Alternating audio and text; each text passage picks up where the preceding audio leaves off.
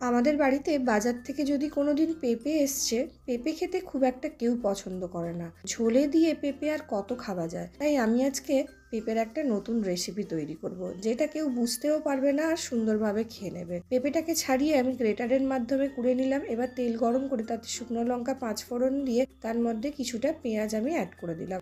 পেঁয়াজটা ভালোভাবে ভাজা হয়ে গেলে আমি আদা রসুনের পেস্ট অ্যাড করব। এরপর এর মধ্যে নুন হলুদ মাখানো কয়েকটা চিংড়ি মাছ অ্যাড করে দিলাম। চিংড়ি মাছটা হালকা ভাজা হলে এর মধ্যে টমেটো অ্যাড করে কুড়ে রাখা পেঁপেটা অ্যাড করে দিলাম। পেঁপেটাকে শুকনো অবস্থায় ভালোভাবে কষাতে হবে। এবার ঢাকা চাপা দিয়ে আমি 10 মিনিটের জন্য রান্না করলাম।